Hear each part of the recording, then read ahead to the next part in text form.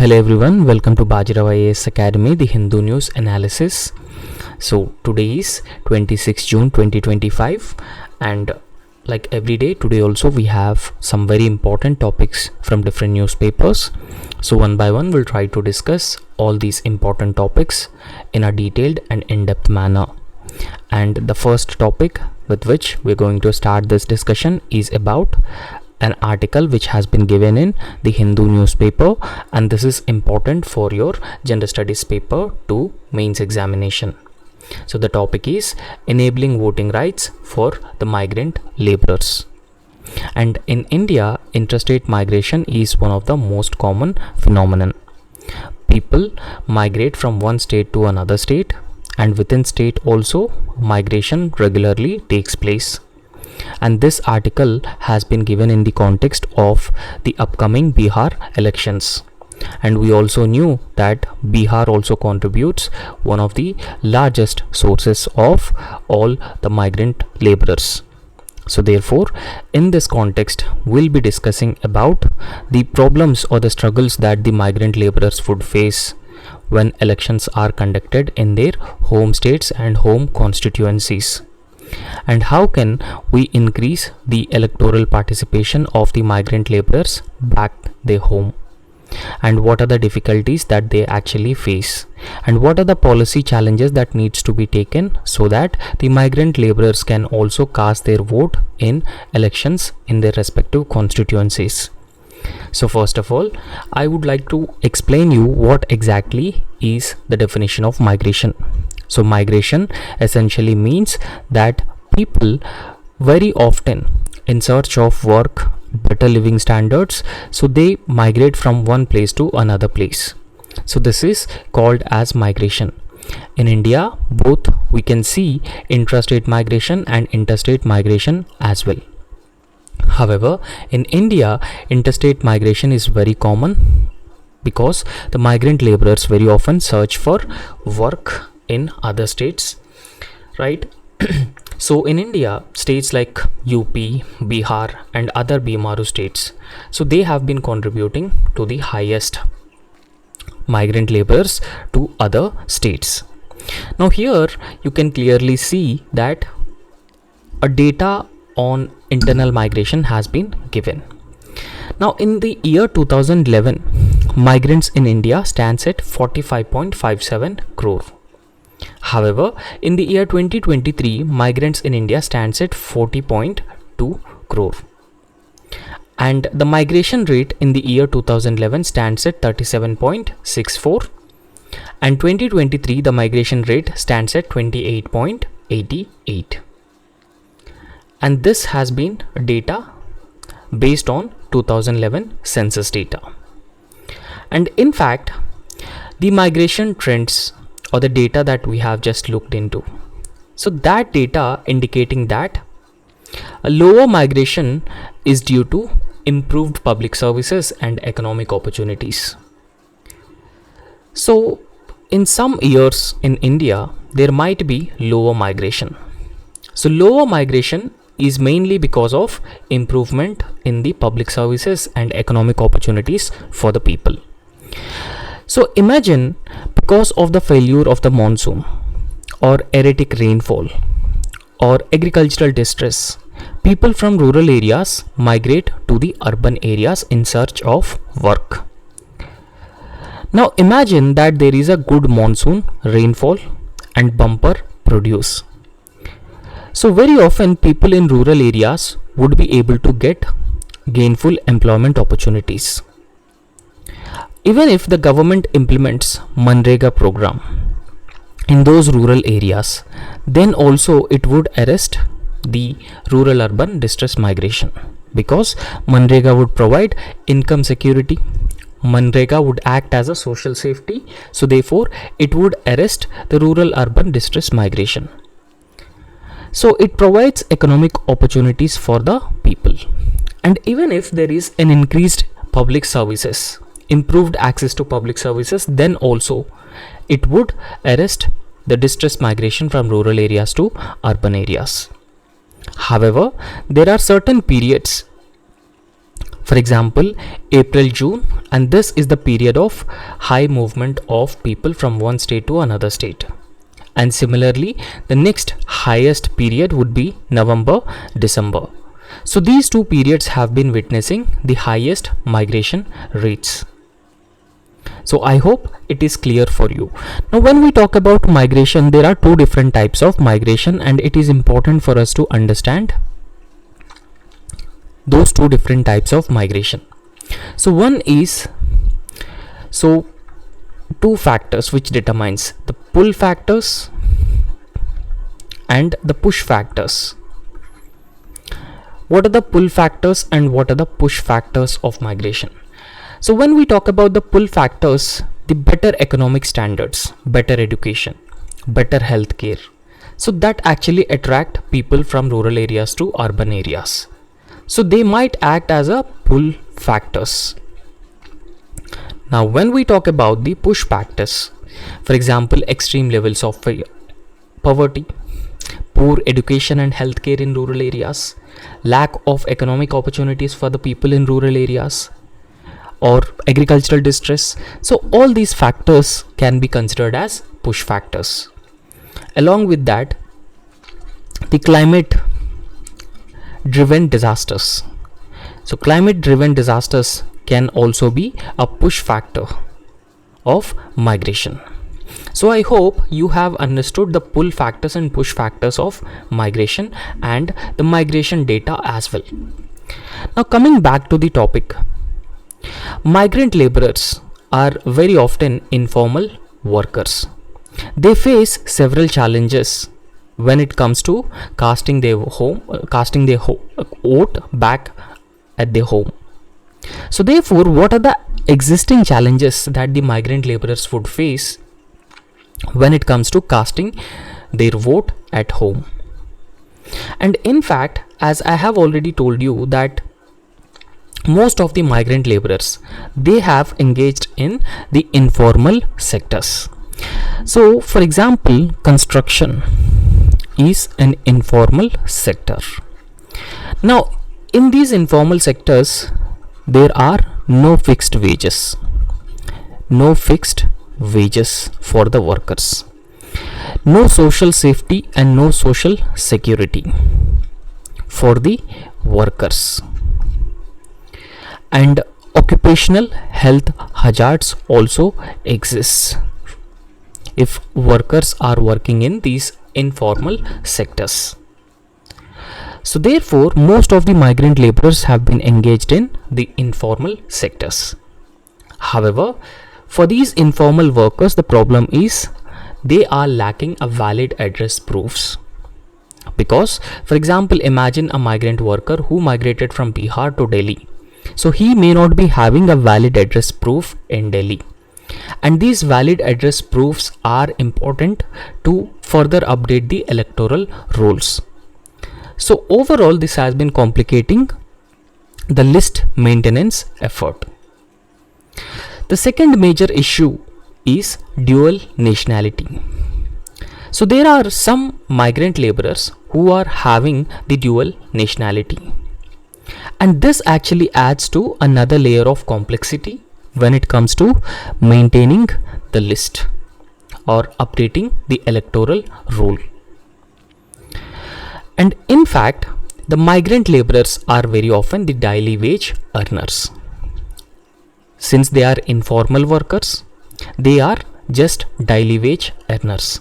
So since they are daily wage earners, very often they cannot afford to lose pay to travel back home during elections. So imagine that the Bihar elections are going to take place.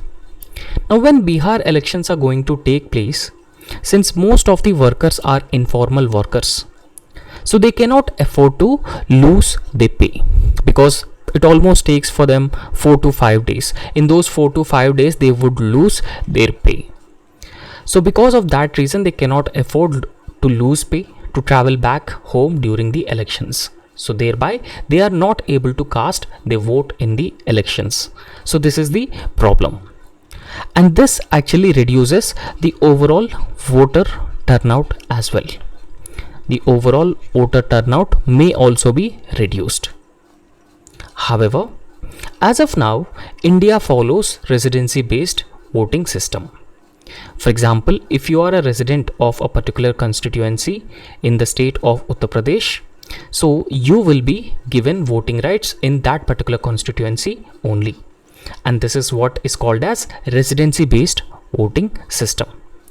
And this residency-based voting system failed to take into account the mobile populations, or those people who migrate from one state to another state. So therefore, it is important that the residency based voting system, or whatever voting system that has to be that has to be introduced, so that should take into account the migrant laborers as well. And similarly, there is no comprehensive voter data. So comprehensive voter data on migrant laborers is also absent. So therefore, it actually makes the policy planning very difficult, and it has been further hindering the effective data sharing between the states as well.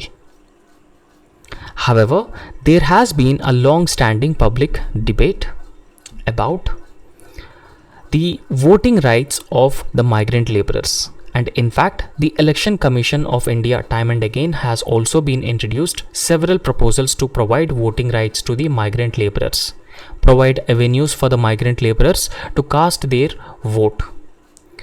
But the problem is, there is no concrete national mechanism that exists which ensures that the migrant laborers cast their vote in their respective constituencies. So therefore, it has been continues to create problems for the migrant laborers who wished to cast their votes in their respective constituencies. I hope so this part is clear for you. Now, what are the remedies that have been proposed for interstate migrants? Now, in this context, there are some remedies which have been proposed for the intrastate migrants. Now, understand one thing, the difference between intrastate migrants and interstate migrants. So if I say interstate migrants, it is migration from one state to another state. So intrastate migration is migration within a state. Now, in this context, I would like to explain this with the help of a state, Madhya Pradesh. Now, when I say intrastate migration, so people of Madhya Pradesh, so migrating from one place to another place within the state of Madhya Pradesh, this is intrastate migration. However, interstate migration actually means that the people of Madhya Pradesh are migrating to the state of UP or the state of Maharashtra for work or any other employment opportunities or better life, whatever reasons. So if they migrate from Madhya Pradesh to Maharashtra, so that can be called as interstate migration, and that is the difference.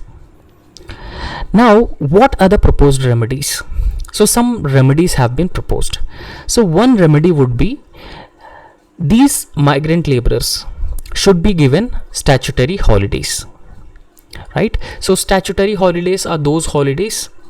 So even if the holidays are provided, so workers would be paid, right? So those are called as the statutory holidays, because as of now, the workers will lose their pay if they go back to their villages to cast their vote, if they go back to their states to cast their vote. However, the statutory holidays are paid holidays which are given to the workers. However, it will be difficult because most of the workers are the migrant laborers. So during these polling days, so statutory holidays must be given to the migrant workers.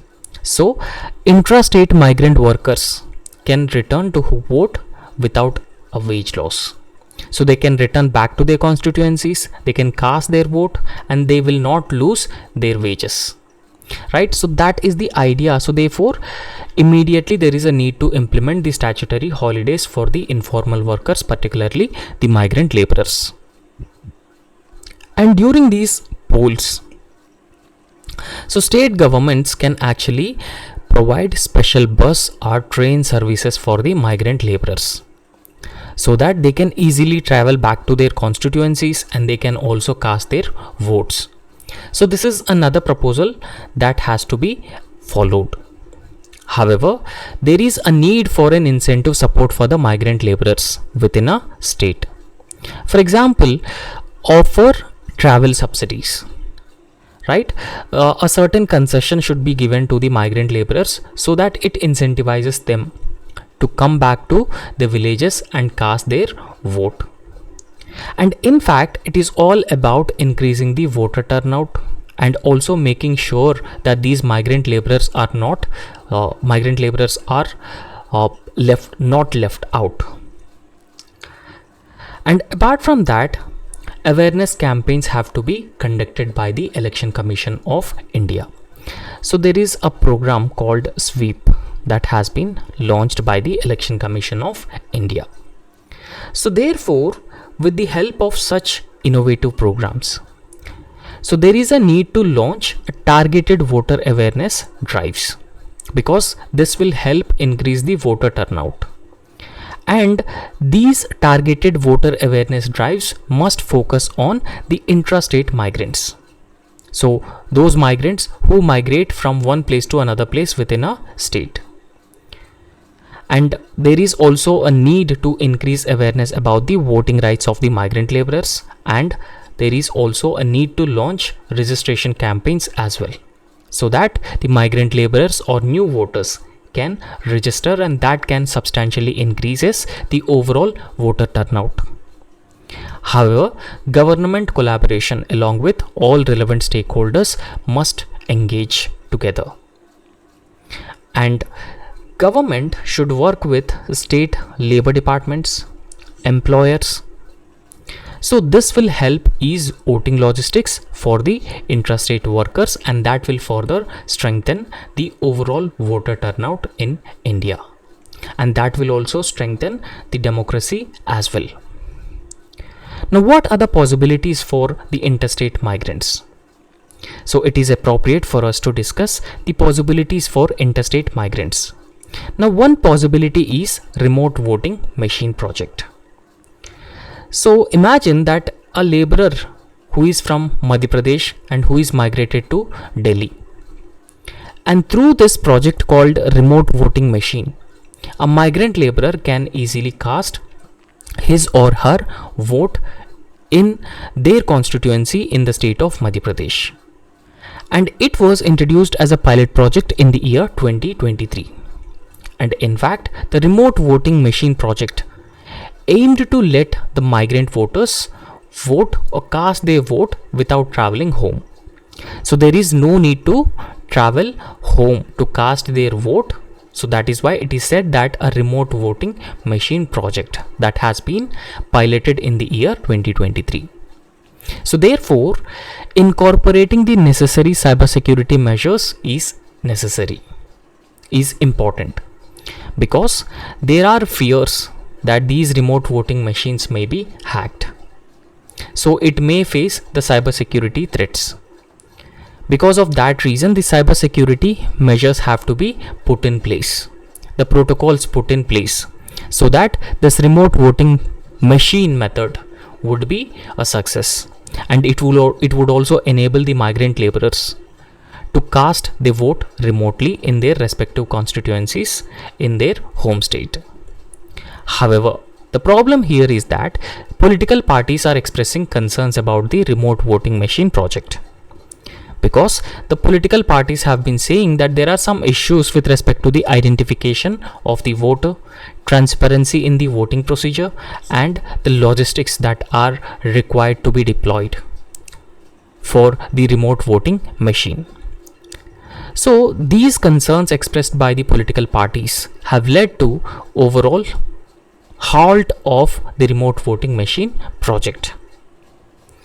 And similarly, it is also having some operational complexities as well, because managing the remote voting machines for not one single constituency but multiple constituency all across different urban migrant hubs, so that actually remains a logistical nightmare. It is not easy for the Election Commission of India to deploy these remote voting machines across multiple constituencies would create a logistical problems. And apart from that, since it may face threats from the cybersecurity, it actually requires robust data protection protocols as well. However, there is also a need for advanced registration by the migrant workers with the Election Commission of India in order to make sure that these migrant voters cast their vote through the remote voting machines. Right? So these migrant laborers need to notify the Election Commission of India months in advance. However, since the migrant laborers are not adequately aware about this, so it could be considered as unrealistic for the casual or informal migrant workers. However, we cannot undermine the future potential of the remote voting machine project because it is having a enormous future potential. So with refinements and adherence to the international standards, the remote voting machines, they could still be an effective tool for the migrant enfranchisement. That means through this remote voting machines, the migrant laborers can be given the right to vote. And without traveling back to their home states, to their constituencies, they can cast their votes sitting comfortably at their places. So these are some possibilities of interstate migrants because that could ensure the migrant enfranchisement as well.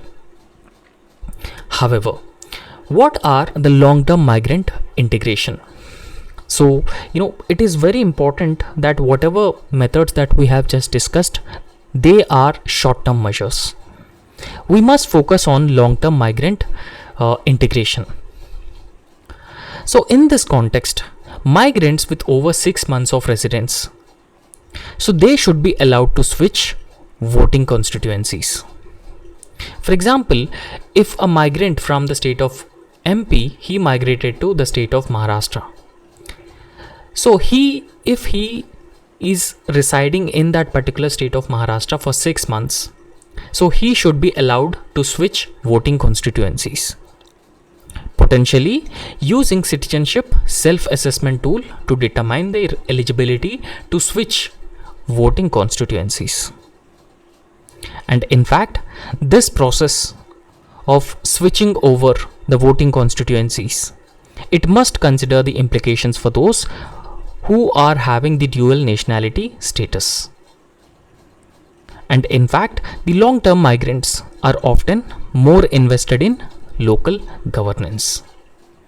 Right? For example, a migrant who migrated from one state to another state and who is considered as a long-term migrant, and he invested in the local governance.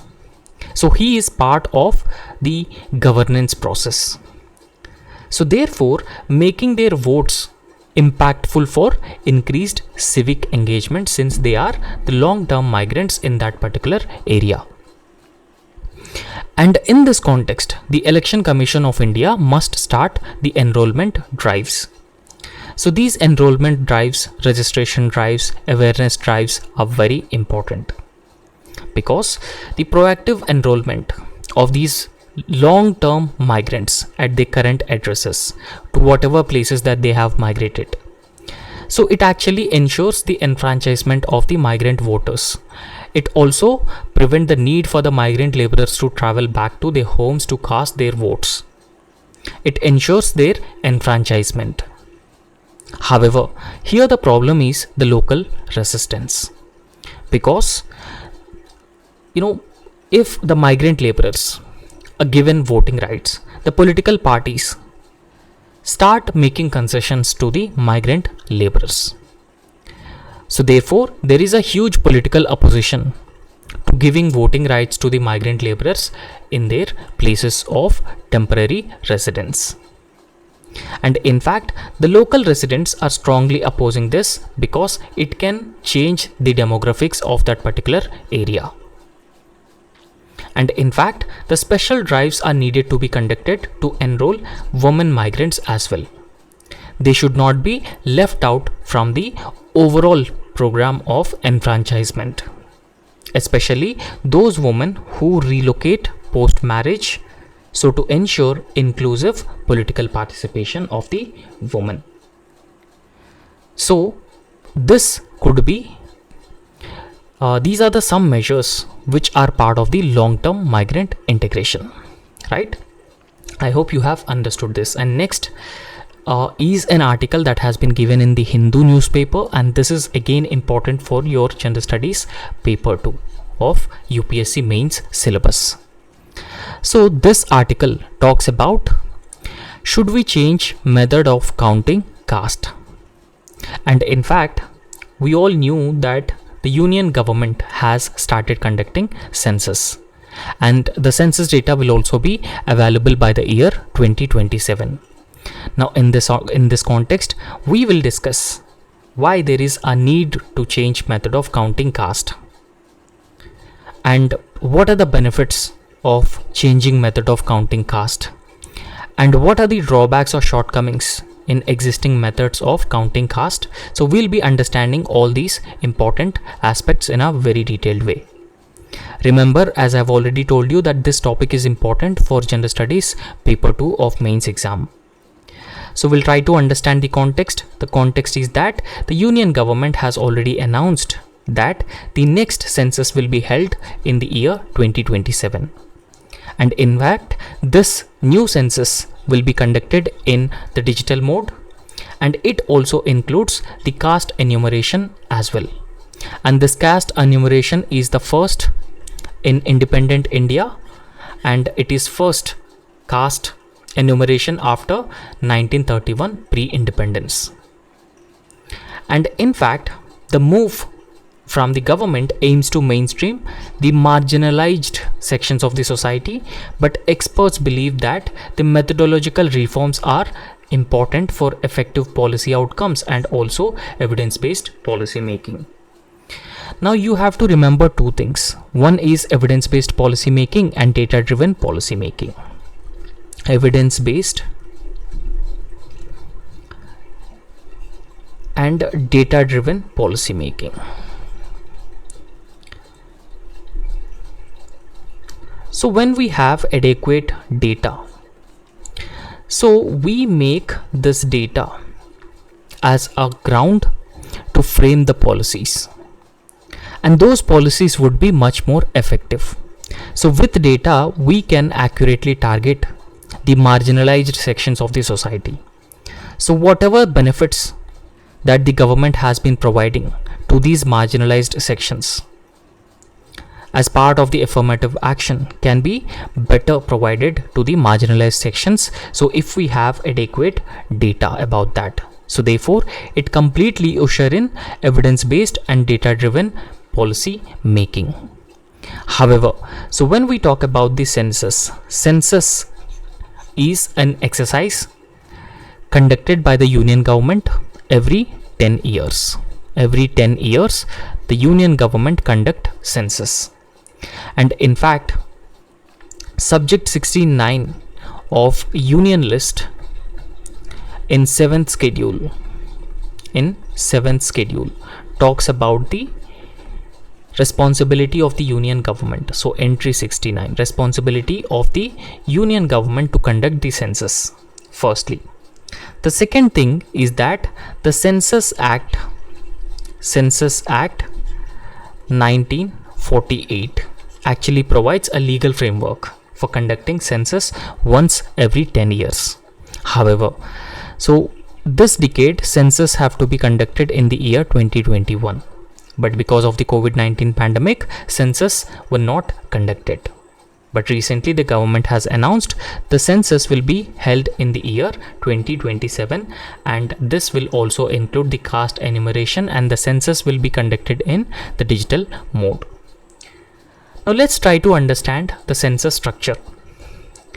Now in India, census actually occurs in two phases. In the first phase, so we have the house listing. So this house listing will be done by the year 2026.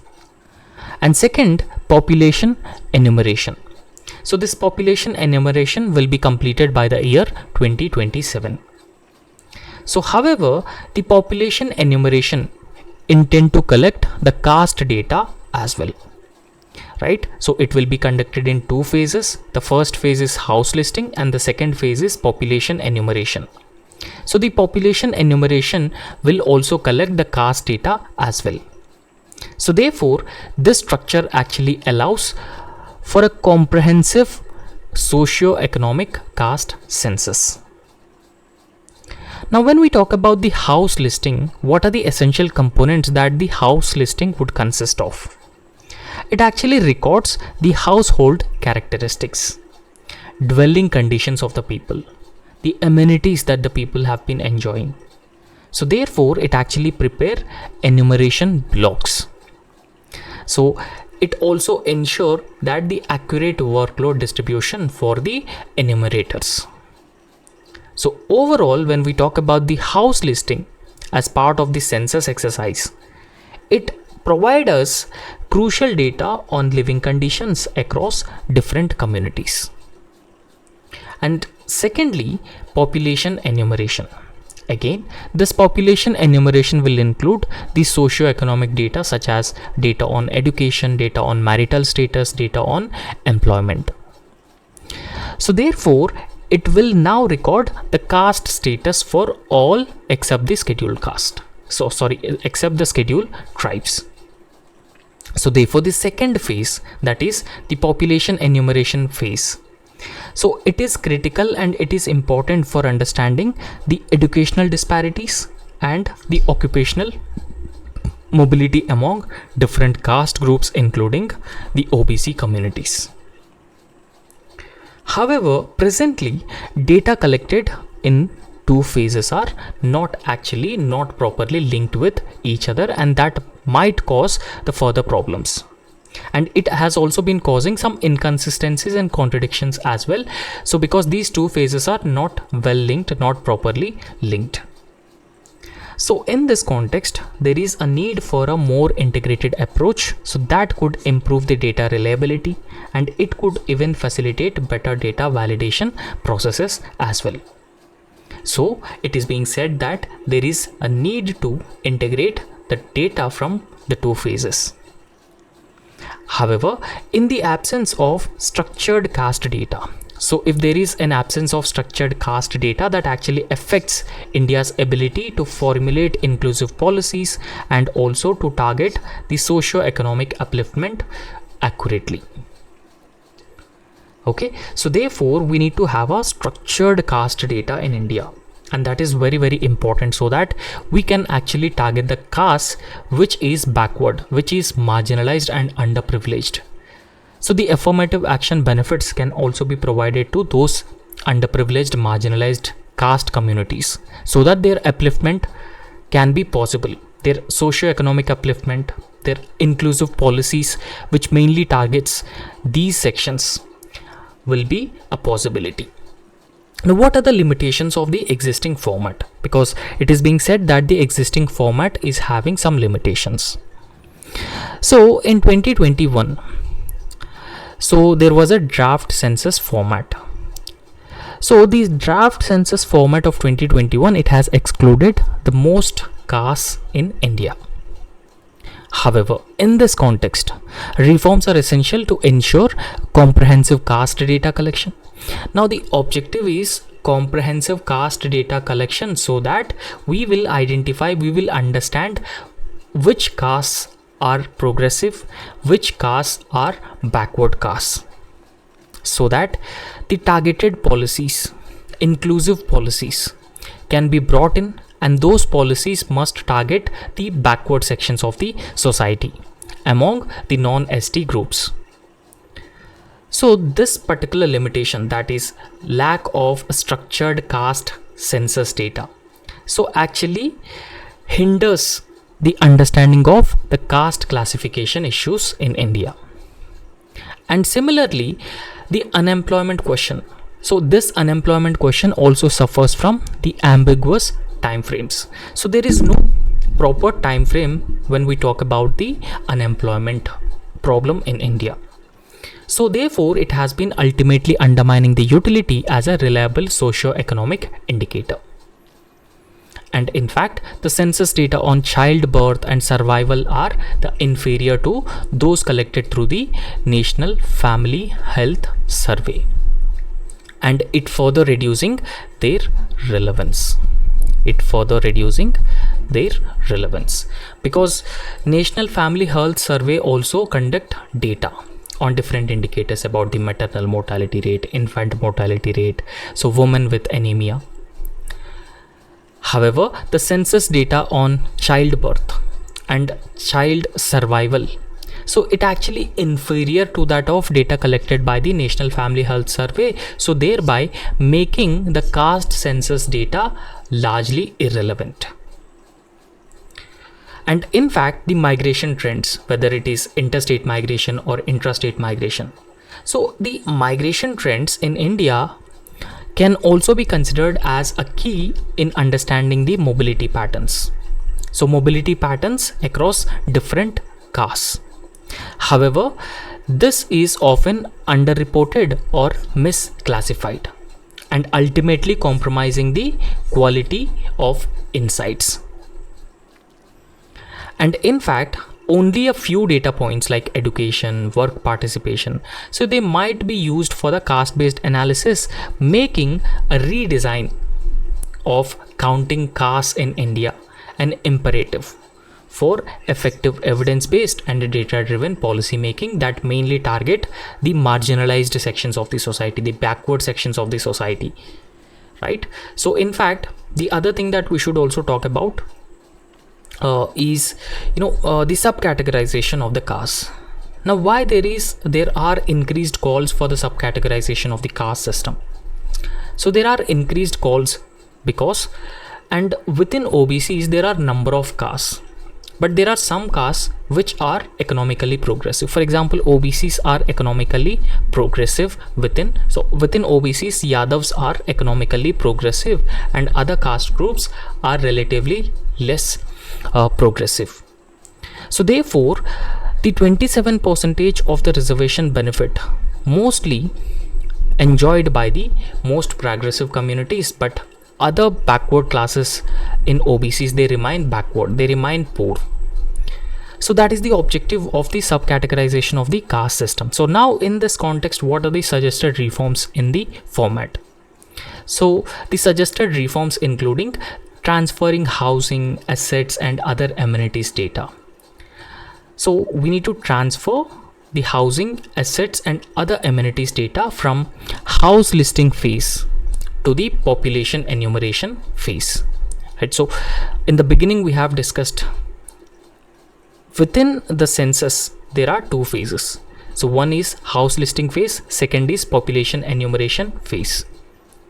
So therefore it would enable the better linkage with the caste, right? So housing, assets, amenities would ensure a better linkage with the caste, and thereby overall providing a more comprehensive picture of living conditions across the different caste groups.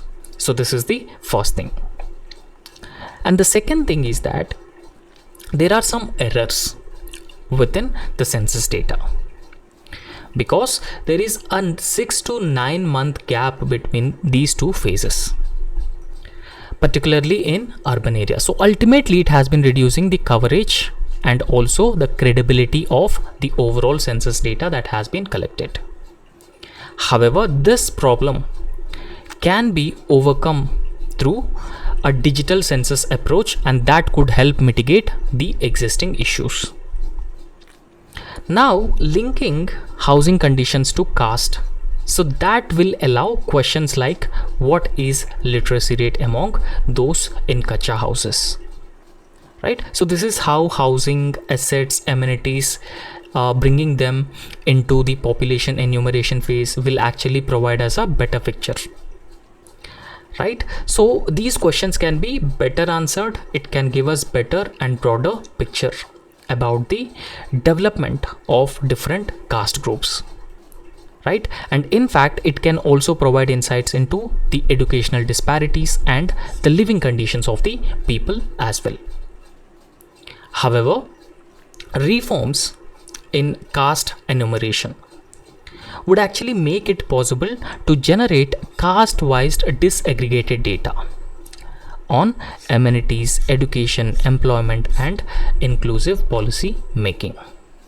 Right? So overall, there is a need for reforms when it comes to the method of counting the castes, so that we can have a better picture about different caste groups, so that we can frame the policies which target these different caste groups.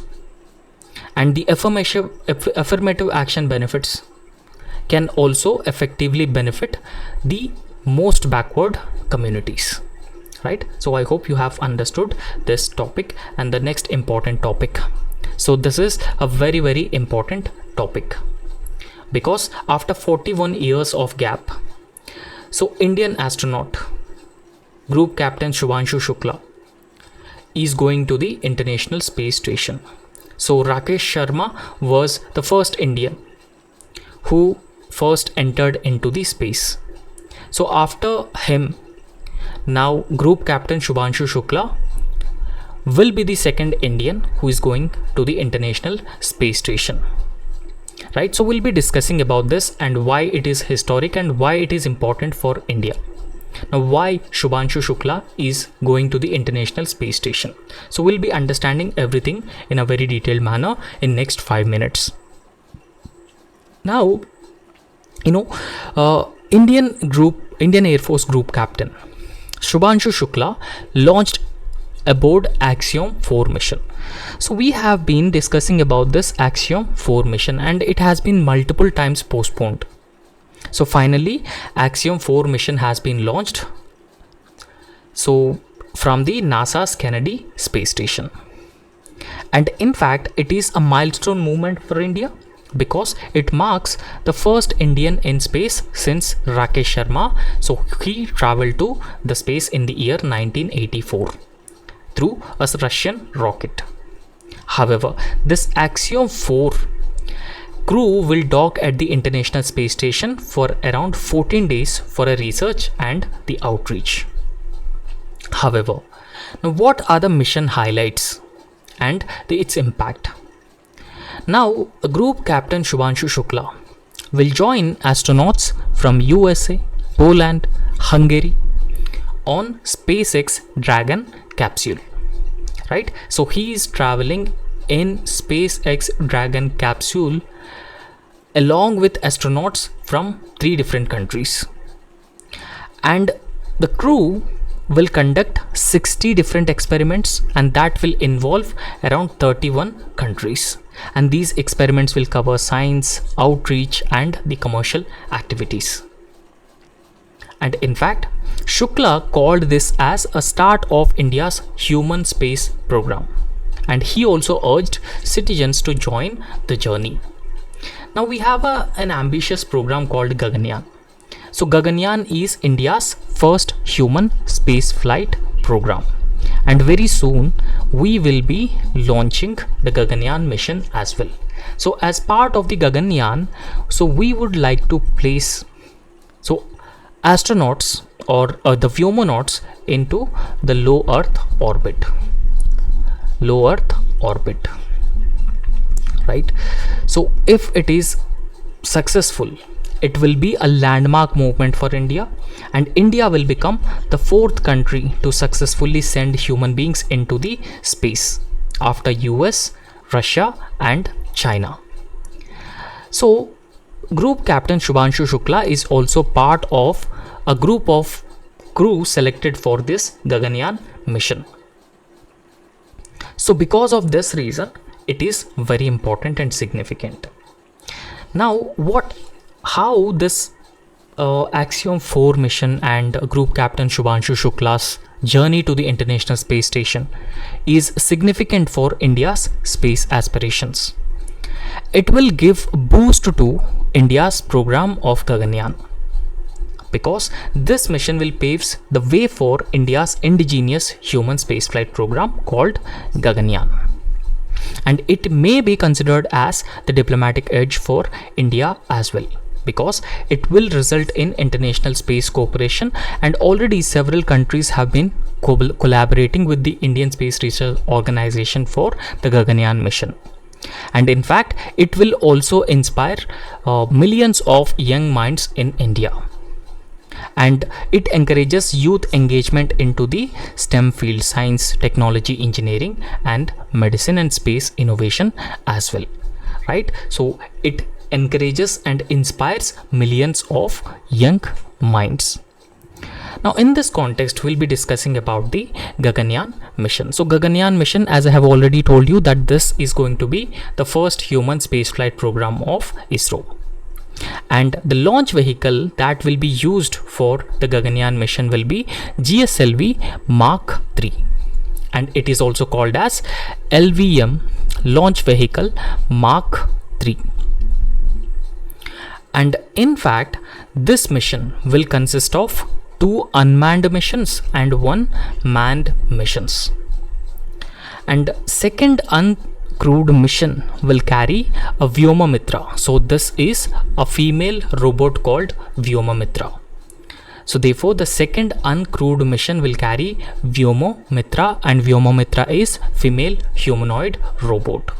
And after carrying out 2 unmanned missions through the Gaganyaan, so the final 1 manned mission will be carried out. So as part of the manned mission, the orbital module, right? So you can see here the service module or the crew module. So this is the crew module and this is the service module. So overall, the orbital module will carry out 3 Indian astronauts, including a woman, into space for 7 days, orbiting Earth at 300 to 400 kilometers of altitude. Right, so we can say that the low Earth orbit. Now what is the objective? The objective is to demonstrate the indigenous capability of humans space flight to a low Earth orbit. So if India is successful, India will have the technology, India will have the capability to send human beings into the space, and we also have the objective to build the International Space Station. We also have the objective of sending humans into the moon as well, right? So in fact, Gaganyaan will consist of 2 different modules. So the crew module and service module. So crew module is a human spacecraft and it designed to carry astronauts and other beings. And service module, it will support the crew module and it is powered by liquid propellant engines. So these are some basic details with respect to the Gaganyaan, and these details could be important for the prelims examination. And that's all in this lecture, and thank you so much. So if you really like our lecture, please subscribe our YouTube channel and also hit the like button. So thank you.